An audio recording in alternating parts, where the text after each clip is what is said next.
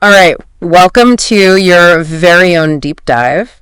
You sent in some really fascinating stuff on mindfulness and meditation. Yeah. And we thought we could just dive into that with you today and see what comes up. Sounds great. And it looks like, when we were going through it, you're particularly interested in how mindfulness can help create a calmer, more focused life, especially when it comes to like communication and relationships. Absolutely. And I think, the source material you provided offers some really intriguing insights on how to bring those ancient practices into our modern world. Yeah. Pretty crazy out there these days. Yeah, exactly. It can be. Lots of noise. Yeah. And one of the things that really jumped out at me was this idea of right speech. Oh, interesting. Because it seems like, we're always being told to speak up and make our voices heard. Right. But this source is actually suggesting that sometimes holding back can be more powerful. Mm-hmm. So what are your thoughts on that? Yeah, well, I think it's a powerful reminder that communication is a tool. And like any tool, it can be used skillfully or unskillfully. Right. The source really emphasizes these three key elements of right speech and, truthfulness, benefit, and timing. Yeah. And it's this last one, timing, that really speaks to the power of restraint, I think. Yeah, I see. Less is more. Yeah. It's like that analogy that the source uses about social grease. Oh, yeah. A little bit helps things run smoothly, but too much can like totally gum things up. Yeah. Never thought about applying that to like conversation before. It's so true. It's a fascinating analogy because it highlights how even the positive things like conversation can become detrimental in excess. Right. So in a mindfulness context, this encourages us to view communication as a tool to be used intentionally, Correct. Not just this constant stream of noise. Oh, that makes a lot of sense. Yeah. So it's not about never speaking, but rather becoming more aware of when our words are truly necessary and when silence might actually be more impactful. Exactly. And what's fascinating from a psychological perspective is that silence, which we often perceive as awkward or uncomfortable, can actually be incredibly beneficial for our mental well-being. Oh, wow. It creates space for reflection, it allows us to process information more deeply, and it helps us choose our words more carefully. I see. So, yeah, I admit I struggle with that. Is a beneficial filter. Yeah. Especially online. Oh, totally. It's so easy to get caught up in debates and feel like I need to have the last word. Mm-hmm. So do you have any tips on how to stay mindful of the benefit, even in those heated online discussions? That's a great question. Yeah. It's definitely a challenge. I think one approach that the source suggests is to view online interactions through the lens of right association. Okay. Just as we choose our friends carefully, right, we can also choose the online communities and discussions we engage with more carefully. So it's not just about what we say online, but also who we're saying it to and the overall tone and intention of those interactions. Precisely. Yeah. And sometimes stepping away from a conversation, even if you feel strongly about it, can be the most beneficial action for both your own mental state and the overall health of the discussion. Interesting. So now what about humor? The source doesn't shy away from humor, but it encourages us to use it mindfully. Right. So how do we navigate that balance? That's a good question. I think the key is to make sure that it aligns with those core principles of truthfulness, benefit, and timing. Yeah. It's about recognizing that humor can be a powerful tool for connection. Yeah. And even for conveying important truths.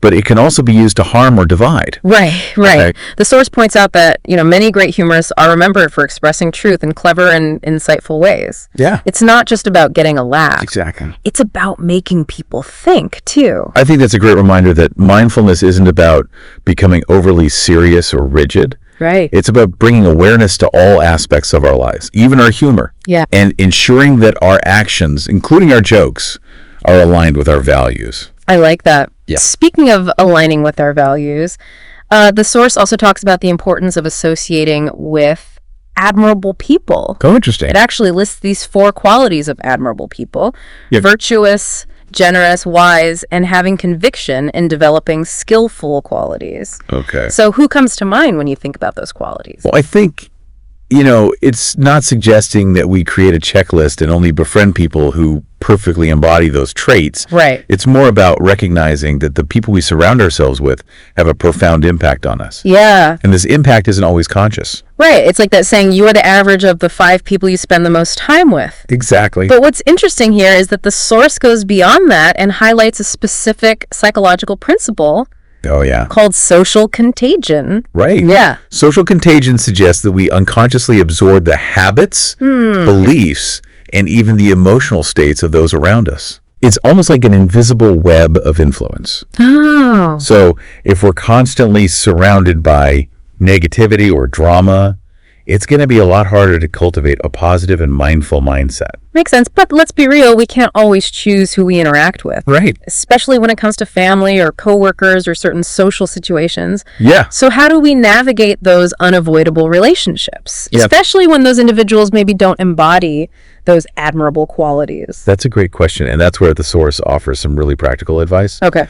It acknowledges that we'll encounter people who challenge our mindfulness, who trigger our unskillful qualities, and who might even drain our energy. Yeah. And it provides some tools for handling those interactions without sacrificing our own well-being. Okay, so what kind of tools? Well, one piece of advice that really stood out to me was to take the attitude of being an anthropologist from Mars. An anthropologist from Mars, I like that. Yeah, it encourages detachment without promoting apathy. Okay. So it's about observation, not indifference. Yeah. It's about recognizing that we don't have to adopt the values or behaviors of those around us. Right. We can observe, learn, and even interact without getting caught up in the drama or negativity. I love that image. Yeah. It's like taking a step back and viewing those interactions with a sense of curiosity rather than judgment. Exactly. And it allows us to maintain a sense of inner peace, even in challenging situations. Mm-hmm. But even with that detached perspective, there are still going to be those encounters that push our buttons, that trigger unskillful reactions. Yeah. And for those, the source offers another tool.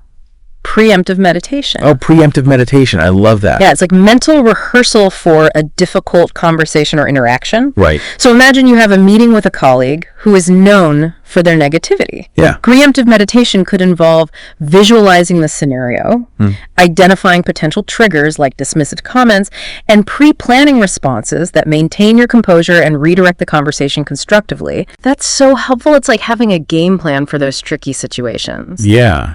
But what about those friendships that consistently bring out our unskillful qualities, even when we try our best to be mindful? Yeah. This is where things can get really tricky. Right. Especially when we care about the person. Yeah. And the source acknowledges that sometimes the most mindful action might be to create some distance, at least temporarily. Yeah. I can imagine that's a difficult decision. It is. Especially in a culture that often emphasizes maintaining relationships at all costs. Right. And that's why the source reframes this choice as an act of self-care. Okay. And ultimately as a way to become a more supportive friend in the future. I see. So it's like the source is saying that sometimes stepping back is like the most compassionate thing we can do, both for ourselves and for the other person. It allows us to work on our own inner growth and ultimately like show up as a more authentic and supportive friend. Exactly. And this concept of mindful association, of carefully choosing who we spend our time with, doesn't just apply to the people in our physical lives, Right. It extends to the media we consume as well. Oh, that's an interesting connection. We often don't think about news or social media in the same way we think about our friendships. Yeah. But the source is arguing that we should be just as discerning about the information we allow into our minds. It's true. The source asks us to consider, why are we consuming this? What values are being promoted and who benefits? Right. It encourages us to become more aware of the impact that media has on our thoughts and emotions, and even our worldview. I've definitely noticed that spending too much time scrolling through news headlines or engaging in these like heated online debates can leave me feeling drained and anxious. It's like my mental space gets cluttered with all that negativity. I think the source challenges us to reconsider where we seek fulfillment. Okay. Instead of chasing fleeting external validation. Yeah. Mindfulness points us towards cultivating a lasting sense of peace from within. Yeah, so instead of getting swept away by like the breaking news of the world, Right. The source suggests we turn our attention inward to the news of our own breath, our thoughts, and our sensations. Exactly. And this shift in focus doesn't mean that we become indifferent to what's happening in the world. Right. It's about recognizing that true peace and happiness don't come from external events, Yeah. but from cultivating this sense of inner stillness and awareness. It's almost like tuning into a different channel, one that's broadcasting from within, but that internal channel isn't always going to be filled with positive news, right? Exactly. We might encounter uncomfortable emotions, challenging thoughts, or even physical discomfort. Yeah. But the practice of mindfulness encourages us to observe these internal experiences with curiosity, Yeah. non-judgment, and acceptance. It's about becoming our own internal news reporters, Right. providing live coverage of our inner world without getting caught up in the hyperdrama. And the more we practice this internal observation, Yeah. the more we realize that the most important news isn't happening out there in the world, but right here, right now, in the unfolding experience of our own lives. This makes me think about how we often talk about curating our social media feeds. Okay. Maybe we need to approach our overall media diet with the same level of intentionality. Absolutely. Choosing to spend our time with sources that uplift, educate, and inspire us, rather than those that fuel negativity and anxiety. I love that. And this curation process involves becoming more aware of the subtle ways media influences us. Okay. You know, it's about recognizing that media isn't just neutral information. Right. It's often crafted to evoke specific emotions, Right. shape opinions, and influence behavior. It's like becoming media detectives. Yes. Looking for clues about the underlying agenda, the Exactly. potential biases, and the intended impact on the audience. It's about recognizing that media isn't just neutral information. It's often crafted to evoke specific emotions, shape opinions, and influence behavior. Right. And the source's emphasis on truthfulness, benefit, and timing can be applied here as well. Okay. We can ask ourselves, is this information accurate? Is it helpful or beneficial to me? And is this the right time to be consuming this? Those questions are so helpful, especially when it comes to news consumption, Right. which often focuses on negativity, urgency, and events outside of our control. And the source's wisdom reminds us that we have a choice. Yeah. We can choose to spend our time with sources that drain our energy, fuel negativity, and keep us stuck in cycles of fear and anxiety, Okay. or with sources that uplift us, educate us, and inspire us. This reminds me of the importance of setting boundaries, not just with people, Yes. but with information as well. Yeah. Like unsubscribing from those negativity-inducing newsletters, being more mindful of our social media scrolling habits, Right. and maybe even taking breaks from the news altogether. It's about recognizing that our minds are precious and deserve our care and attention. And sometimes that care involves protecting our mental space from the constant barrage of information that can overwhelm us. And maybe that protection involves reconnecting with those practices that help us ground ourselves in the present moment, Yep. like paying attention to our breath, Right. engaging our senses, or simply spending time in nature. That's a beautiful way to bring it back to the core of mindfulness. Yeah. You know, it's not about escaping the world, Right. but rather about cultivating the inner resources to navigate it with more clarity, compassion, and resilience. And those inner resources are something we can cultivate, not just through formal meditation practices, but also through the way we engage with our daily lives, including the way we communicate, the relationships we nurture, and the media we consume. I agree. You know, it feels like we've come full circle back to that idea of creating a supportive environment for ourselves, both internally and externally, you know. It's not just about the people and information we choose to engage with, but it's also about the physical spaces we inhabit. That's such an important point. You know, we often think about mindfulness in terms of mental practices, Right. but the source reminds us that our physical environment plays a significant role in our overall well-being. Totally. It's like becoming an interior designer Yeah. for our own minds, carefully curating the elements that create a sense of peace and harmony and well-being. Exactly. Think about how you feel when you walk into a cluttered, chaotic space Oh, yeah. versus a clean, organized one. Yeah. You know, our external environment can either support or hinder our ability to find that inner stillness and clarity. So it's not just about decluttering our homes and creating calming spaces, but also about being mindful of the sounds we allow into our space, Yes. the sights we expose ourselves to, and even the scents we surround ourselves with. Precisely. And this mindfulness extends to our digital spaces as well. Oh, Just as we might choose to declutter our physical desk, we can also declutter our digital desktops and devices.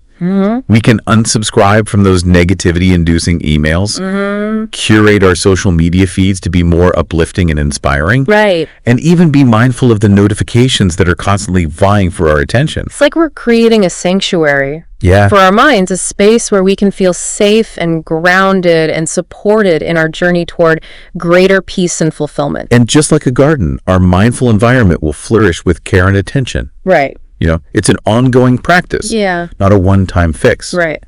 We need to regularly check in with ourselves and notice how our surroundings are impacting our thoughts, emotions, and behaviors. Yeah. And then make adjustments as needed. So if we're feeling overwhelmed or anxious, maybe it's time to reassess our commitments, set some boundaries, or simply create some space for quiet reflection. Yeah. And if we're feeling drained or uninspired, maybe it's time to reconnect to those people, activities, and environments that nourish our souls. It's about recognizing that we have the power to shape our experiences, both internal and external. And that power comes from cultivating awareness, making conscious choices, and taking action to create the life we truly want to live. This deep dive has been so insightful. Yeah. I feel like I have a whole new toolkit for bringing more mindfulness into my life. Me too. I think the beauty of this source material is that it doesn't prescribe a rigid set of rules, Right. but rather offers a framework for approaching life with more awareness, intention, and compassion. And that framework is something we can apply to any area of our lives, whether it's our communication, our relationships, our work, or even our leisure time. Now that you've had a chance to explore these concepts, what stands out to you? What small changes are you inspired to make in your own life?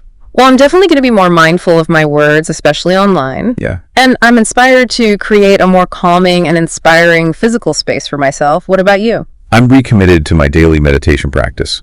And I'm also going to be more intentional about curating my media diet. Yeah. I think it's easy to get caught up in the negativity bias of the news, but I want to focus more on sources that uplift and inspire me.